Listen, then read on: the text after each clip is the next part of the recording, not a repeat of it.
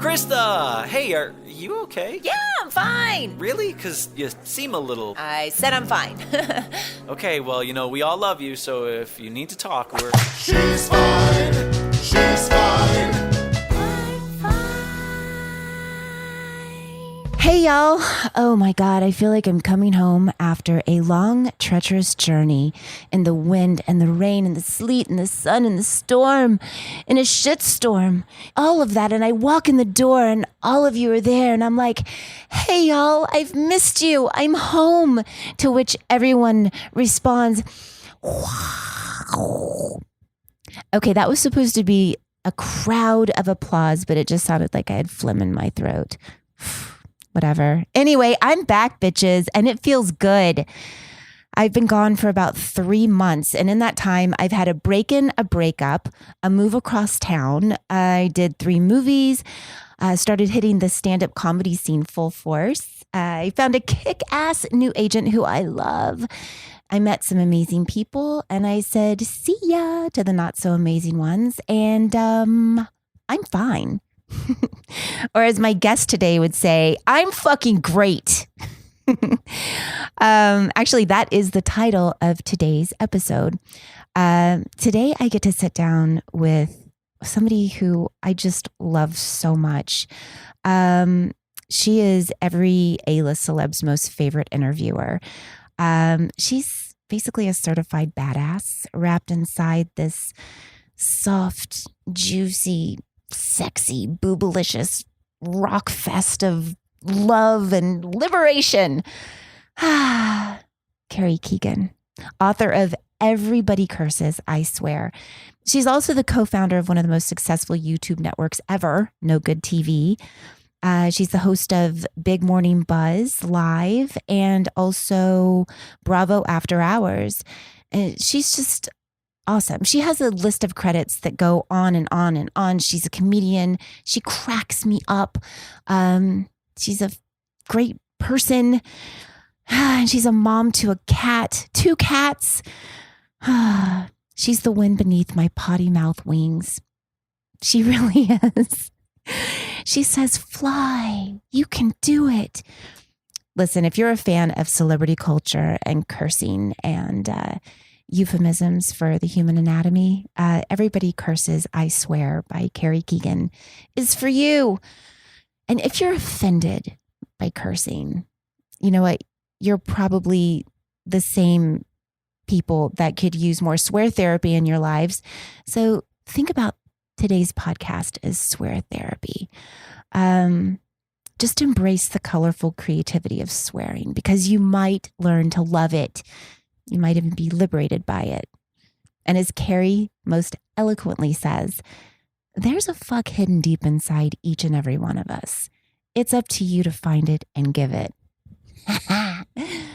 Fuck yes. So without further ado. Hi, Carrie. Hi, Krista. How are you? I'm so excited. I'm so good. I'm so excited to talk about this book. I love it so much. It's so good. Everyone Curses, I Swear by Carrie Keagan. It is so refreshing and so awesome in every vulgar way possible. Well, yeah, that's the fucking point, yo. Fuck yeah. So here's the deal. Like everything. Well, wait, here's the deal. Ooh, We're changing the name of your show for this particular episode. To Splitter? Yes. That's a private joke. No, we're changing it because you're no longer just I'm fine. Today it's I'm fucking great. Fine. Oh. I'm fucking great. With no quotes around it. No. No, I'm just legit fucking great. Yeah. Okay. All right. So from now on, just for this show, only this show, and then I can go back to feeling sorry The for show myself. formerly known as I'm Fine. Okay. Will be known as I'm fucking great. Yeah. So welcome everybody to I'm Fucking Great with Krista Allen. I have an amazing guest on my show today, Carrie Keagan, and we're going to discuss her fucking book. What's up, motherfuckers? Oh my God. I cracked up so much. There's so much. Now, see, what I love about it, like you've done so much shit and you've done all these awesome interviews with all these different people, all these big, huge celebrities.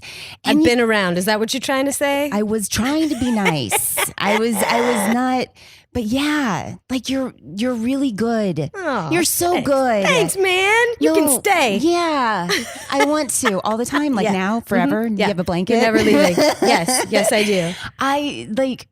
You have this innate ability to make people feel super comfortable enough to where they start cursing when they're not really used to doing that, and their publicists are freaking out because they're getting really personal, telling things that probably they would never say to other people, and they're dropping F-bombs and saying cock and telling stories that Because that's you how get out of normal them. people talk when there isn't a camera in front of them. And so if I had one hidden talent in my entire life, it was Besides- to be able to get people to forget there's a fucking camera in front of them. Right. And that's where the most fun happens. Yeah. And all those people that say that they don't swear, they're fucking lying. Right. And they're lying about other things. Like there's honesty. They're just fucking liars. Yeah. There's honesty in swearing. Yeah, there is. Do you think I think liars should actually catch on fire. Yeah. Wouldn't that be great? Yeah. If they It just spontaneously combust. That would solve the whole world population problem, and people would be really honest. But would it be just for like all lies? Like when you told that little kid that what they did was okay? Right. Like, ah! I think there would be a moral compass on it. Okay. And Right? who's judging?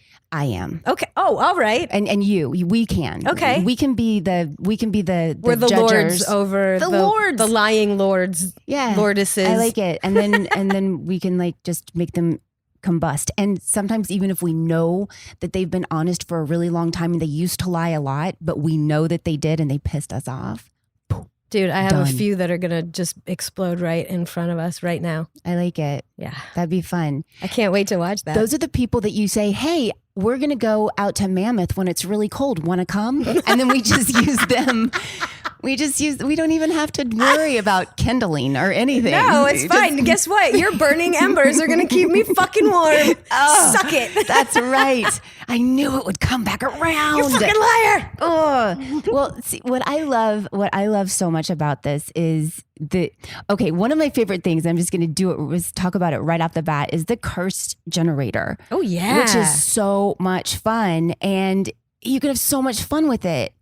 I made one up. Did you? Oh Yeah. my God, I love that. I made one up. Okay. Well, is this right? See, I didn't know if I was doing it right. Oh no, you can't really do it wrong.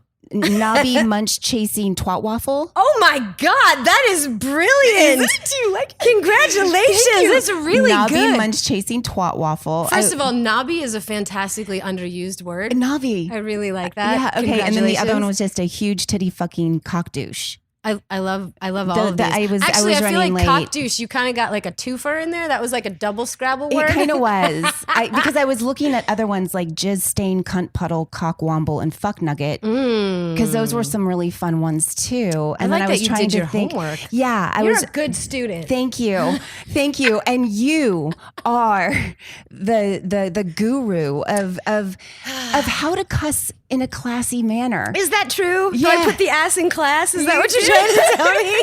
Yes, but you talk about that like when you were doing your interview with Matt Damon, and you were talking about how everybody was like really sensitive about it because it was up for an Oscar and everything was so precious. That was for The Departed. For The Departed. And you were able to get him to talk about Jack Nicholson's gigantic black cock in the film, which I don't know, most people have seen it by now, so this is not a spoiler. No, it's not a spoiler. But there's a scene in the movie where Jack Nicholson meets Matt Damon in a movie theater, and he's wearing like this weird trench coat, and at some point he just pulls out this big black cock and like shoves it in his face. Not like violently or anything, but there it was. And obviously, I'm no good TV. I'm not going to let that moment pass by and not course ask not. him about it. I had to. Yes. But how do you do it when everyone is, watching you with these fine-tooth comb eagle eyes of, And Oscar there's how many time and, publicists there at the time? like 77,000. I mean, you're just being watched over by everybody. Yeah. But yeah, and by the way, Matt Damon, coolest dude. Oh, yeah, he's like so awesome. chill, and he's Yeah. from Boston, so No, fuck he's comes out of awesome. his mouth every other word. It's Yeah. like breathing. So it wasn't going to be a stretch to try and get him to Well, he's swear. just hilarious in general. He has the greatest personality. He's awesome. I love Matt. But we ended up going with Jack's junk, and that turned into just the funniest because alliteration just wins. Right. But that was, had you maybe said Jack's cock, it might have like put everybody off a little bit, but Jack's junk carried it over to something else. And that's the classy. There it is, you man. You put the ass in classy on that one. You're welcome. Yeah. I feel like I have to do the heavy lifting, so you don't have to. And thank you. We all thank you. You are a national treasure, Carrie Thanks, Keagan. man. Thanks. Honestly, there's just so many stories and there's so many things and there's so many things within this book. And even like in the beginning of your cursing career, the fuck you grandma and all of that, I laughed out loud so hard. That was at the very beginning when you were talking about that. But so that story is funny to me because it really, you have to know your audience, which I guess is kind of one moral of the story of this book as well. It's like, know your audience, right? But you were 3. But I was little when it actually happened. But when I tell that story now, right. depending on the demographic of the people I tell the story to, like I went on Steve Harvey and told that story, and all the women in the audience, that's mostly like older women, grandmas in particular, and like older, they were like, "Ooh, no, you didn't. You don't disrespect your grandma like that." I'm like, "Oh shit!" You're like, I was 3. I'm like, guys, come on! I'm like, stay with me. I didn't lose you. Nothing's funnier than when an old person or a baby cusses. It's true, actually. Betty White is probably one of the funniest women ever, and it's like you don't expect it to come out of their mouth. Like with you, I totally fucking expect it. That's because you and I think we're actually born in the same pea pod. Yeah, I think so. Were you also born with stilettos? Weirdly enough, look at my feet were bound. They're like 5.5. They're oh my tiny. God, they're so tiny, and they were stuck with stilettos. I've been walking downhill since I was like 14, I think.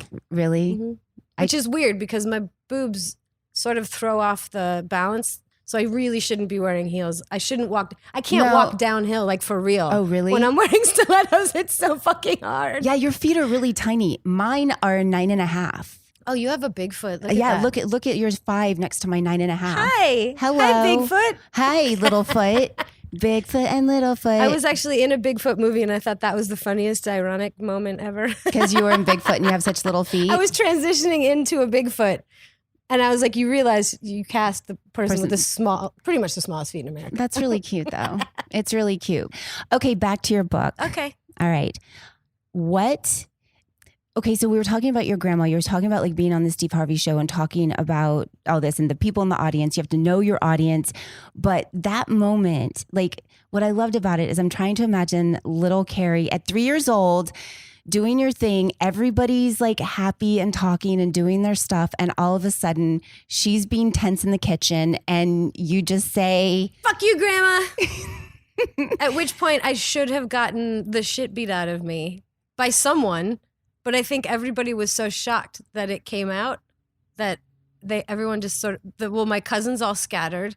My aunts and uncles and parents all just sort of froze to see what my grandma was going to do. And then you can just hear, I think it was my aunt that started laughing a little bit because she's a rock star. Yeah. And then everyone sort of burst out laughing. It just and takes my grandmother didn't flinch. She was a school teacher, so she was used to kids acting out and she was used to sort of being the one in control. And bless her, she knew exactly what she was doing. Because if she had reacted, then I think that I probably... that's when you train kids. There would have been like bad. so much shame too. You would have been like, "Oh, fuck, I'm fucking sorry." Right? No, she didn't flinch. She just let it go and ignored it because if she had made a thing about it, it would have been a thing. Yeah, but your family's awesome. Like my family's pretty great. I'm close with all of them. Yeah, you have a really great family. You would never talk about your mom's vagina. No, I don't know enough about my mom's vagina, which is probably a good thing. That's a good thing. Yeah.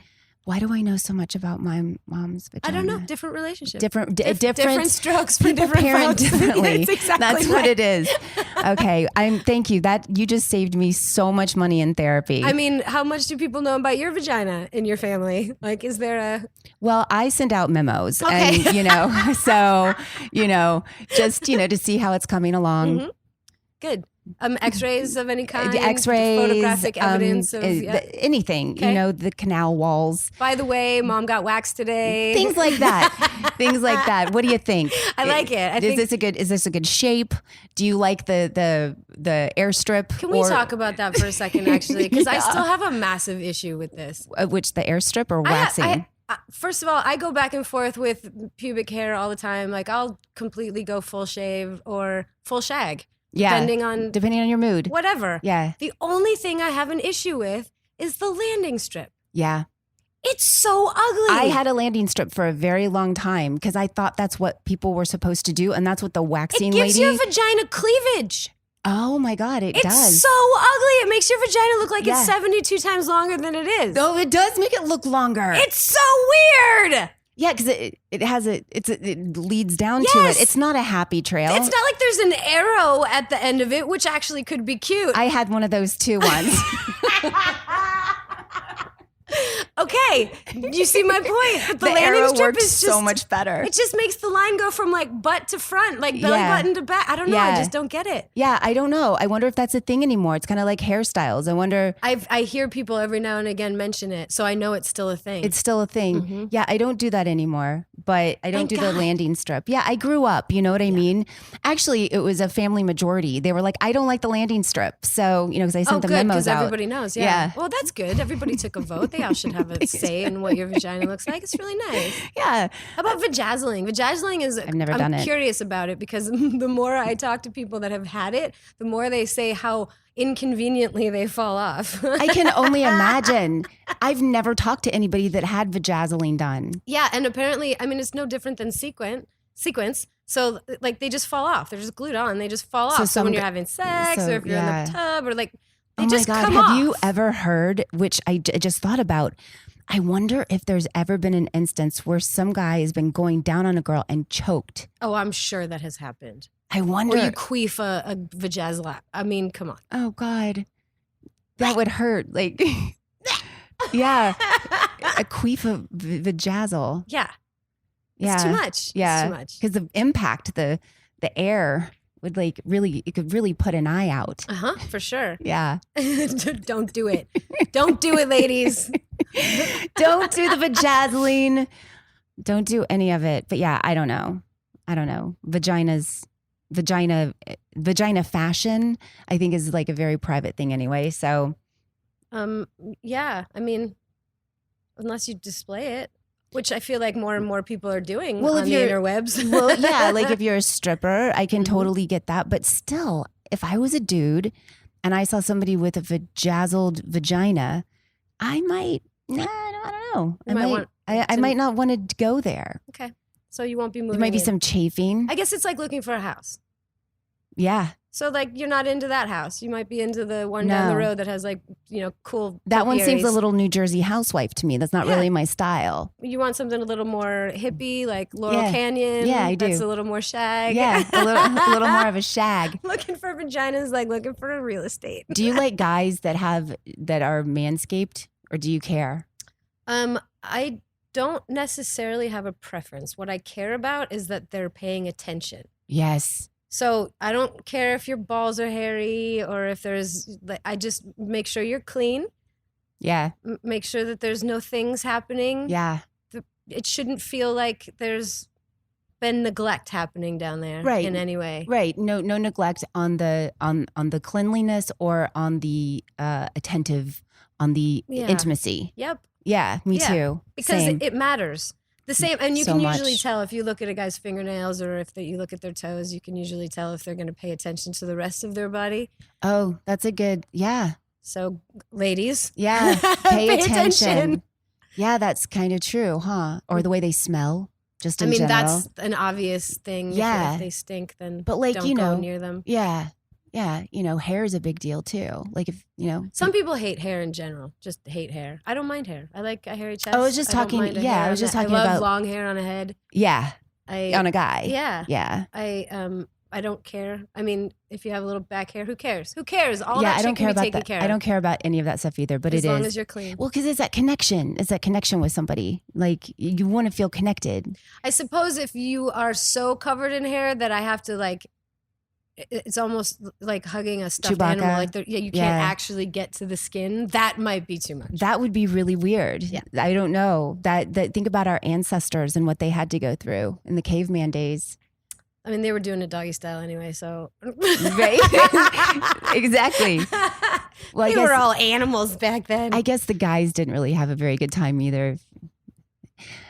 You know, because the girls, everybody was like not taking care of themselves at that Oh point. yeah, that's true. I You know mean, what I think mean? about like medieval times that nobody. But they were used to it, so they didn't know what else Yeah. to expect. So it's like, oh, that's just I what did this also is. hear a statistic that if you stop showering for, I think they said it was a week, you stop stinking. That's not true. Well, I've done I that haven't before. tested that theory, you pig. I've not, maybe it wasn't a full week, but I think it was like 4 or 5 days. And well, maybe because I didn't make it for the whole week. Well, But that you know what? might actually be true. It's like doing the master cleanse. If you only do it for 4 days, it doesn't count because you. Didn't do the whole I don't thing. think I don't think I could handle not showering for a week. I think we should do it today. There- Today's day 1. Do not shower for another week. We're going to do this again. I'm going to come and hang out with you. You're not going to do it, and I'm going to be doing it at home. You'll be like, "Yeah, I haven't showered." Woo! You smell me now. Carrie and I live very close to each other. She's going to be like, I see that you haven't showered. Yeah, who's I can downwind smell." from who Yeah, right now? yeah, exactly. Oh my God.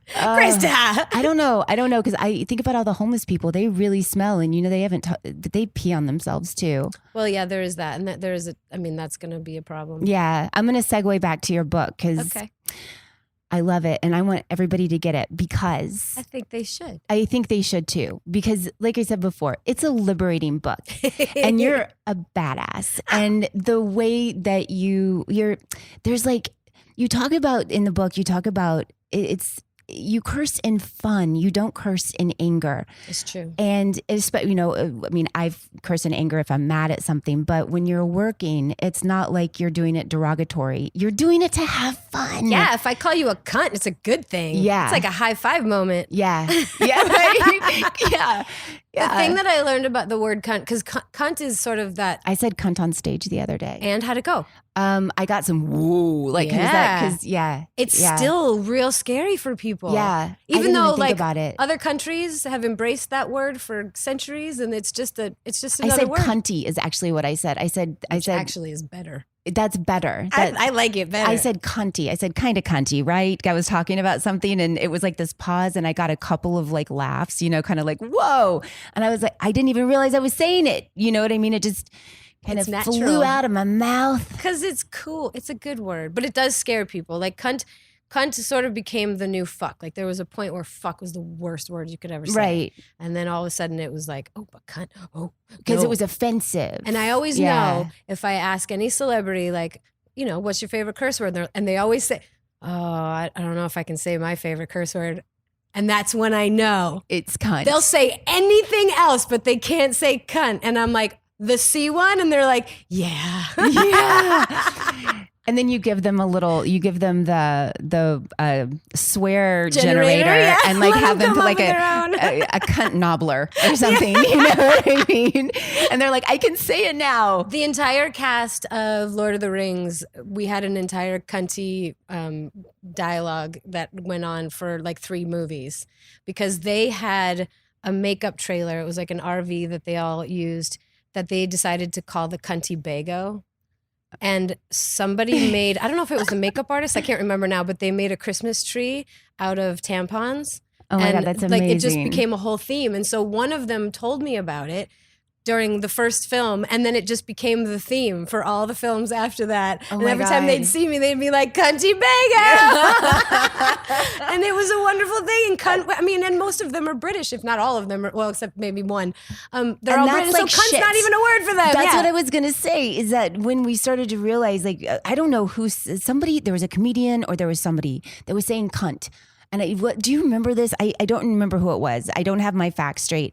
But cunt there was like an offensive thing. And then it got to be this big discussion all over the place that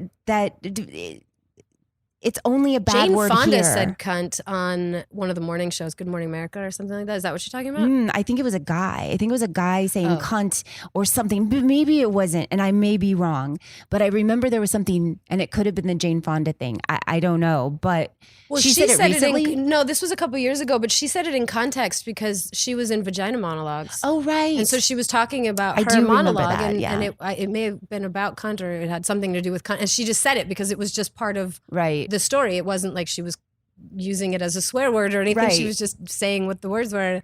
She got in so much trouble. Isn't that crazy? Yeah, you definitely can't say cunt on Good Morning America. Right. No, you can't. But then you think about it, when you're watching news now, even the news I anchors. yell cunt at the news all the time. Right. But the news anchors themselves are saying things. They're saying bad words, and there's Oh, things yeah, that they are are. coming up. But Yep. remember during the Well, marches because if the and all this president stuff. can say it, then anyone can say it, right? Right, That's how that right. works. Right. And I think that might be where the problems come in, is if someone in power can say horrible, disgusting things, then that gives everyone the freedom to say horrible, disgusting that goes things. into a whole other thing, and that's not. Thank you, I guess, because it's become a little nicer because people can express how they're feeling a little bit better when I they're. laughed my ass off when everybody started saying, Donald Trump grabs pussy Yeah. on the news. I'm Yeah. like, wow, we Yeah. have come a long way. Yeah. But that's the funny thing about the book. It took me a couple years to put the book together. It obviously took me a bunch of years to live the things through the book. Right. And when we started No Good TV, it was before anybody was doing uncensored Right. interviews, uncensored content, Right. programming. And so this was real risky and real scary for a lot of people. And that's why it took us a minute to sort of break in Yeah. and get everyone's trust and to see the book come out. The book came out about a year and a half ago, and to see how far things have gone, where now there are parts of the book that probably aren't even all that scary anymore because you're hearing it on the news all the time. Right, but you are, and it's amazing to me how it goes into, it's like the president. If he can say it, then anybody can say it, and so really, who can get upset about it? But Well, and there's people still a do. lot of things in the book too that you and I talked about before, but there's a lot of me going through this business, which is a complicated little obstacle course Sure. of dicks everywhere. Right. Yeah. Literally and metaphorically. Right. And it's interesting how much I didn't realize that I was writing about was the story of a lot of women in this business, let alone this country, let alone this world. Right. And now all of a sudden, people are starting to come out. People are talking about it. Me too. All of that. Yeah. And the timing of the book and all that's happening It's right perfect. now, it was wonderful for me Yeah. to think like, oh my God, I'm not alone. This isn't scary anymore. Like I thought putting all these stories in the book would be, scary. They're really honest. Right. So, putting those things out there is a little scary, but now I ain't alone. No, you're not. And all the things that I say in the book about how important it is for women to stand together hold so much truer now, Right. than even it did when I wrote it. Right. Well, that's the coolest thing about the book and about what you wrote and about how you wrote it, because I think any woman it's not just Hollywood. You could be a lawyer in Ohio, or, Mm-hmm. you could be any successful woman, or God, anywhere. Any girl trying to do anything, Just and anything. succeed at it. And right now things are changing, and things are changing rapidly, and I fucking love it. It's pretty so great. And there's definitely a respect, and it's funny because a lot of comedians, have a lot of jokes about the Me Too stuff, especially the guys, basically saying, I don't know what to do, and can I touch somebody, or whatever it is. And there's like that whole thing, and it's like, shut up. Shut the fuck up. You don't know how to be a respectful human? But Is that what you're worried about? Is that really like, what do you do now? And then like You have to Henry be Cavill came respectful. up the other day and made that horrible mistake of saying what he was saying. What about, did he say? He was saying that same thing. Like, I'm afraid to go out on Oh, dates right. now because I don't want to be accused of rape. And I think I understand what he was trying to say. Right, it just came out wrong. It came out real fucking bad. Yeah, it did. Yes, and that's when you set up a better premise if you're gonna do it. I think so. But And, it does. yeah. It disgusts me when I hear guys now, they're like, well, we don't even know how to approach girls anymore. And it's like, well, how about nicely? Right. Nothing's really changed all that much. And I get No. it. I do get it. I understand. Because I do think it goes both ways. When women are asking to be equal, that means that we have to give as much as we take as well. Right. And so, especially with dating, this has come up so many times in the last few months, even just talking to girls and guys, my friends. I think it is so important that girls also understand how hard it is for guys to understand where they are now, because it is a little complicated. It's complicated. And girls can't put their foot down and say, I'm never going to ask a guy out. I'll never approach a guy at a bar. He has to come to me. He has to pay the bill. All these things that we have sort of benefited from, I guess, that's an odd word, but Yeah. like those things that we're used to that are considered chivalrous, or it's just the thing that a guy is supposed to do. Yeah. If what we're asking for is equality, we have to start equaling things out. You're going to have to pay for dinner every once in a while. Right. Because it's okay. Because if they do, so do we. You're going to Right. have to open a door for him sometimes. That's okay. It's not scary. It's not weird. This is interesting because there's like a whole masculine feminine thing. Now this doesn't have to do with being a dick or being a gentleman, right? Yeah, yes, exactly. Okay. It's different. And also on the same side, it doesn't have to do with being feminine or being a slut, right? Or whatever it is, right? Because you can go both ways, whatever the extreme opposites would be of either side. And I think I still want a man. I still want a man that's going to, be respectful and also at the same time, fuck the shit out of me. And, Says every girl ever right? that lived. It's kind of like the guy that's like, I want like an angel, out here in a freak in the freak bed, in the yeah. bedroom or whatever that saying is. But I think most of us want that, but everybody's different. And then you have like these these men that are so feminine, but they're still men. You know what I mean? And I think it's confusing. I mean, there's so many. Where we all come from, everybody comes from like different families, different ways, different issues, different baggage, different things, different fears, different stuff, like whatever, just run it out with all of that stuff. And I think most of the stuff, when we look back on even what we were taught as women and what guys were taught as men, there was that alpha male thing. And then there was that, let's be very quiet as women. But that part is starting to, obviously it's starting to change with everything that's happening. But at the core of it all, there's still a masculine and a feminine thing. I don't think I would ever open a door for a man. I mean, I would hold a door if there was like a door and people were walking through, sure. But I don't know that I know that I would not go around to a guy's car door and open it for him, because that would feel really odd. I just don't think, and I don't think I'd want a guy that needed that. But there are some women that go, I am the masculine in this relationship and the guy is the feminine in this relationship. And you know what? It just makes him happy. And it's not me. I mean, if you know what I if you mean? find somebody that works with what you need, then that's really, then Right. it doesn't matter. But I get what you're saying, but it's we like, have to be open to this equality thing. Has to go both ways. So, I like, think that's really important. yeah, I mean, I'll pay for dinner. I'll do stuff like that. But it's like those little, the ones that I go, that's like really like a romantic thing kind of thing or whatever. But I mean, I do other things that are like feminine, I'll cook Like dinner. bejazzling and stuff. Yeah. Well, yes, absolutely. I bejazzle for my man. I bejazzle. I make an arrow down to my pussy. I'm like, that's for you, boo. Thanks, honey. But I don't know. Like what I don't want to happen is for everybody to get so scared about, and when women get very, especially women that haven't had that voice, and it comes out as anger. You know what I mean? That when they are trying to, or when they are asserting themselves in different ways, it comes out. It doesn't come out as kind as much. have you noticed that? In what scenarios are we talking about? Like in talking to men or trying to state their case or whatever it is. Right. And that's when we get the reputation of being like psycho bitches. Yeah. Yeah. And it's like, no, I'm telling you what I feel. And I think it's a struggle on both sides, because it's like, wait, I actually have a voice and I'm going to use it. Mm-hmm. And it's a change for everybody. And I just wonder what it's going to be like when it all kind of settles in.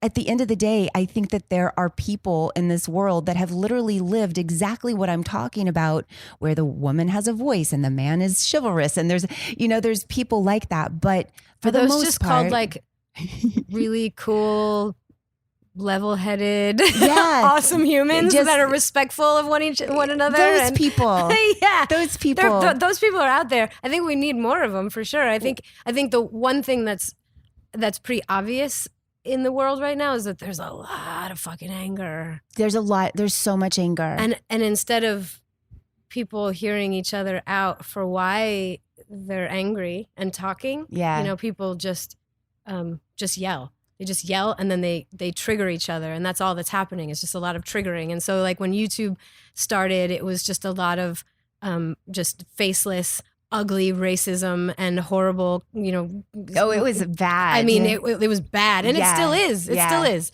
And then, Facebook is the same thing. Anytime you put stuff on Instagram, anytime you put yourself out there, you open yourself up to trolls. Just really Trolling. awful, faceless people that are angry and have lots of things to say.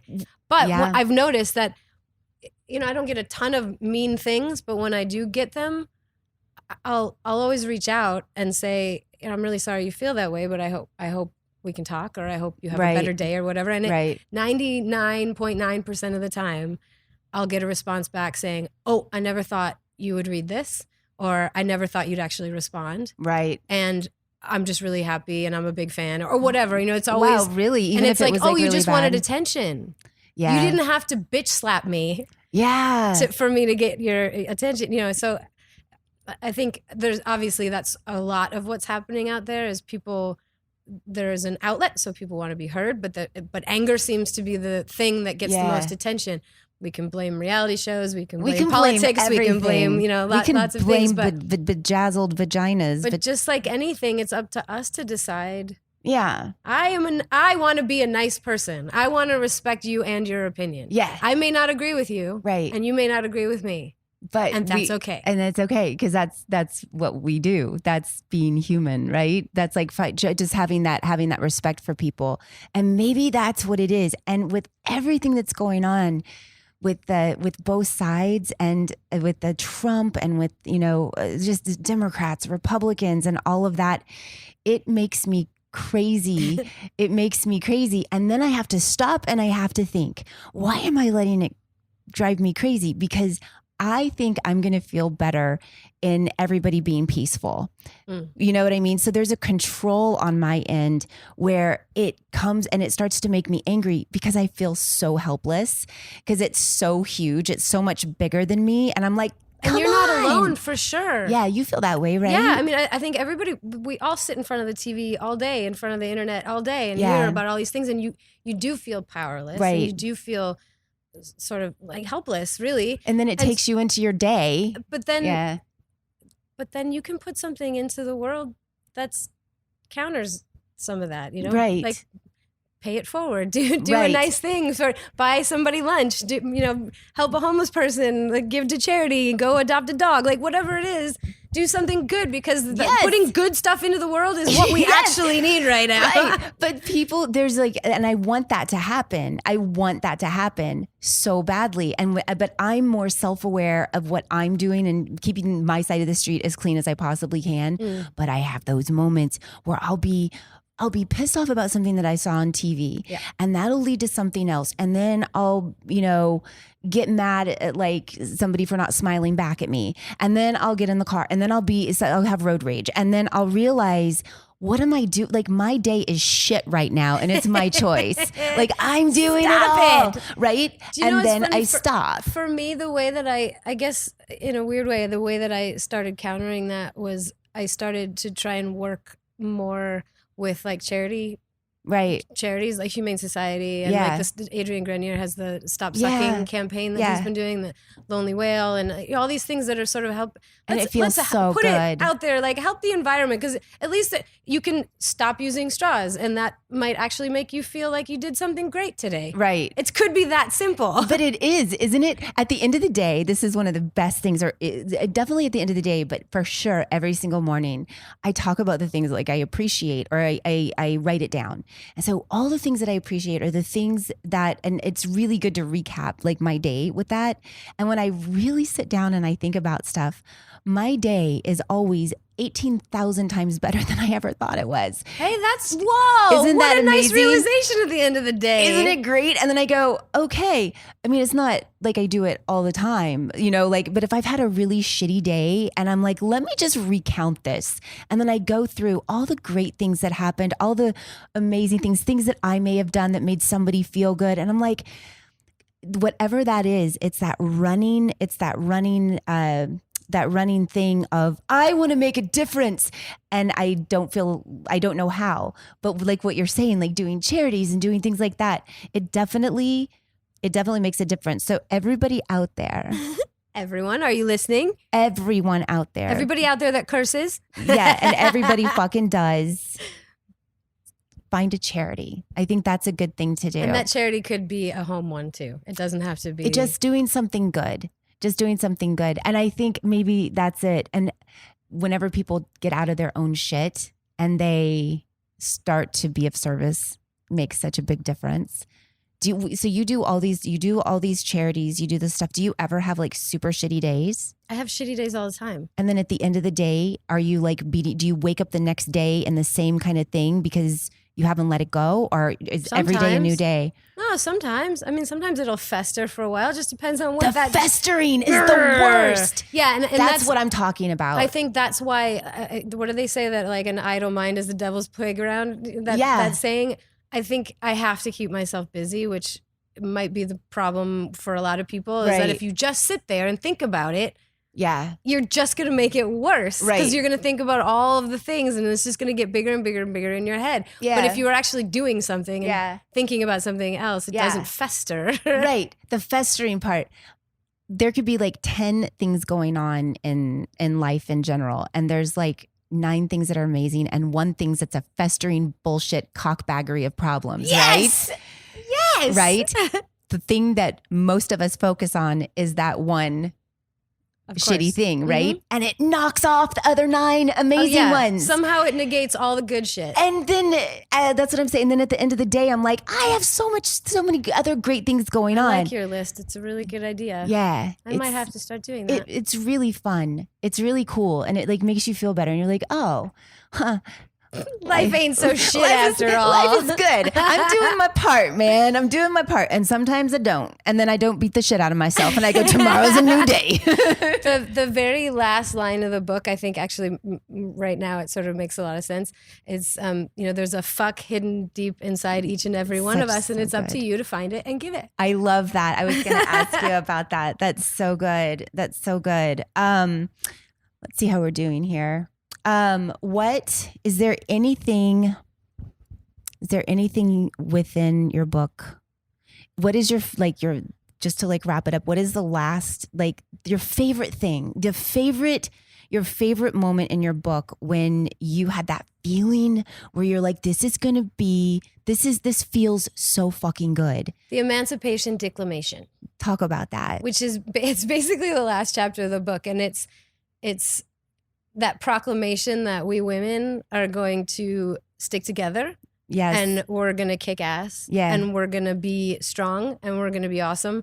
And we don't need anything. We have each other. We do. And that's what Carrie and I both, I think we both are very much women's women. Yeah. And it's all about girl power and fuck yeah. And supporting each other and all of that stuff. And it's so easy for women to go down that rabbit hole of thinking that everyone is a threat. Oh God, and it's being the jealous worst. of whatever they have and then everybody thinks that we're all out for the same job. But I guarantee No. you and me will never be out for the same job. Never. We never So will. You're not a threat to me. Nope. So you're just fucking great. No. You're just a You're wonderful fucking human to be great too. around. Yes, I agree. And it's so true. But there's like a lot of comparing that goes on but I feel like that's even lifting through all of this stuff. And that's what's also so great about your book is you nail it when it comes to like women supporting women and how fucking good it feels.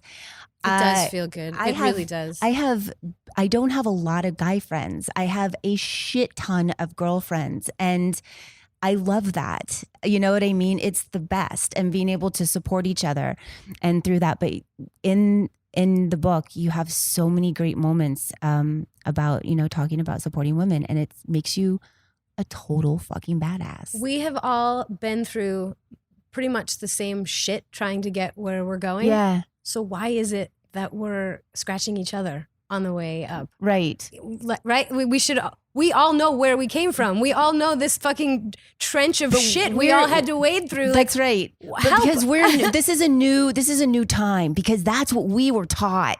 Yeah. And that's what we knew. And when you first got to Los Angeles and you first started your career, it was catty as fuck. Mm-hmm. And things I know when I did, and I was like, whoa, and you didn't. You walked into an audition room or you did something and it wasn't like, hey girl, what's up? Oh yeah, no. Until I started to change it myself. And I was like, fuck this. I hate going in there and feeling like weird. So I started doing it and it started to make a difference and it felt good. Yeah. And as it goes on, I think right now it's a totally different time. And I think women are embracing that. And I think that kind of scares the shit out of men too. Yep. Because we're not going to keep just the changing secrets. what they're used to. I mean, it's just changing what everyone is used to. Yeah, it is. It is. And a change is scary. And you're only as sick as your secrets. You know what I mean?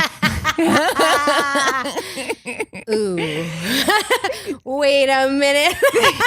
Oh, wait, I don't Are you have feeling any. okay? No. She's like, wait, hold on. No, I just have a really sick mind. No, not sick mind. Sick mind is a terrible thing to waste. It sure It is wonderful. You wrote a whole book on it, and and it's awesome. I love this. Is there anything else we can talk about? I don't even know. I'm thinking. I don't know. I mean, I could go on and on. I just know you have some place to go. So I'm trying to be respectful of your time. How are we doing time-wise? See? Oh, well, I don't know how long No, we've been I don't doing know. I'm just fucking around. I'm just fucking around. Well, yeah. No, I don't know. I mean, I just know that this is really great. And I know that when I got the audio version, and y'all, I got to tell you, look, I'm dyslexic and I have ADD. So reading to me is a little more challenging sometimes. So I love audiobooks.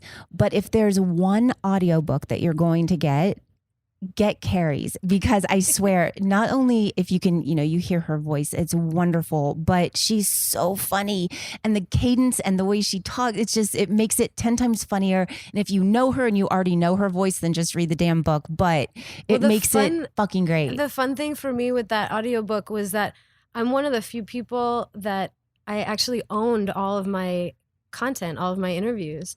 And so I was able to go through my vault and pull out the actual audio. So in the book, you get the transcript, but in the audiobook, you get the actual interviews. That's right. So it feels very immersive. And it feels like, when you hear George Clooney say, fuck Mickey Mouse, it's like, you heard it. You're not reading it. You actually hear it in his voice. And I don't know, somehow that just feels way more cool. It's really, really cool. And I love that. I loved all of that. You guys, get the book. It's awesome. Buy it. Give it to your girlfriends for their birthday. Give it to your guy friends to just give it to them so they can see how badass they are. It is. It's on both sides. Well, you are an equal opportunity cursing guru. Yeah. Fuck yeah. Yeah. Fuck yeah. All right. I guess that's it. You're fucking great. You're fucking great. This is awesome. I had so much fun. Do you want me to go? Do you have the vajazzler things there? Yeah. Uh-huh. Do you want me to? Yeah. Should we do that now? Yeah, or might as well. Okay. Bye, guys. Thank you so bye. much. All right. Bye. I am sitting here with somebody that has one of the coolest podcasts. Can you say hi? Hey everyone, it's me, Zen Zenith. That's Zen. Zen, tell everybody about your podcast. Yeah, my podcast is called The House Show Show, and it's a live concert and event series plus a podcast. So we actually do the whole thing live and then record it to be digested in your car or wherever you want to be. And it's musicians who come on, they sing their songs. I sit down and have conversations with them and really get to the heart of who each artist is and how that relates to their music. Like when they lost their virginity. Right, exactly. Things like That's that. usually my first question. The important stuff. Oh my God. No, it's really cool. I've heard the show. You're great. It's Thank you. awesome. I love Aw. it. It's such a great concept. I hope everybody out there listens to it. Where can they find you? They can find us online at thehouseshowshow.com and on iTunes, Stitcher, Google Play, iHeartRadio, anywhere that podcasts are found. Awesome.